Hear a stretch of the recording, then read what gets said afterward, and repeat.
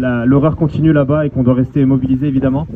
Moi je vais vous lire un témoignage d'un journaliste palestinien qui est toujours à Gaza aujourd'hui, qui était là-bas au début de cette guerre, de ce génocide, et qui est toujours aujourd'hui, qui est correspondant pour de nombreux journaux français, médias français.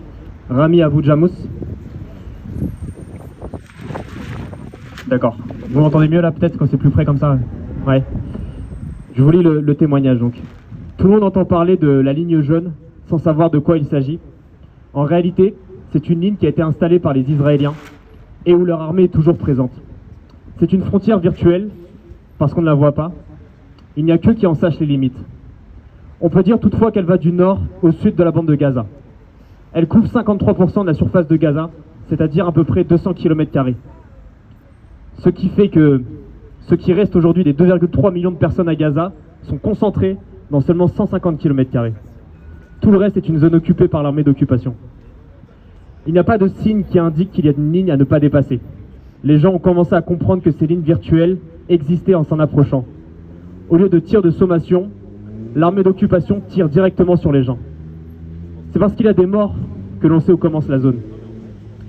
Les Israéliens ont annoncé ensuite qu'il y aurait des panneaux jaunes pour signaler la ligne à ne pas dépasser. Mais personne ne les a vus.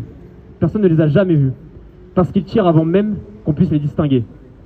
On a vu ces soi-disant panneaux de grandes pierres colorées en jaune, en images sur les médias israéliens, mais pas à Gaza. Il ne nous reste que le côté ouest et la zone côtière. Beaucoup se demandent ce qui s'y trouve. Déjà, c'est la destruction totale. La majorité des habitations qui sont dans cette zone sont détruites. On entend tous les jours, même après le cessez-le-feu, des démolitions, des explosions. Cela se voit que les Israéliens voulaient tout détruire, tout aplatir, pour qu'il ne reste plus rien. L'armée d'occupation est toujours là, avec plusieurs bases militaires dans plusieurs zones. La zone du nord, de l'est, dans chaque ville, ainsi que la ville de Rafah, qui est totalement occupée. On a parlé de diviser Gaza en deux, avec le projet américano-israélien, entre ce qu'on appelle la nouvelle Gaza et l'ancienne Gaza. La nouvelle Gaza, c'est justement cette zone à l'intérieur de la ligne jaune qui est occupée par les Israéliens. Quant à l'ancienne Gaza, c'est la zone où tous les Palestiniens sont installés.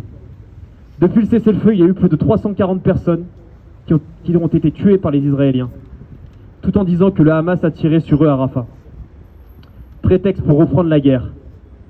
Et pareil pour toute personne qui se rapproche de cette zone ou de cette ligne jaune. On lui tire dessus. Hier, ils ont bombardé à Beit Laïa. Pourtant, il n'y avait pas de ligne jaune là-bas. Mais ça leur a permis de tuer plusieurs personnes. Cette occupation va durer longtemps. Et ce qu'on appelle la ligne jaune représentera une nouvelle frontière entre Gaza et Israël.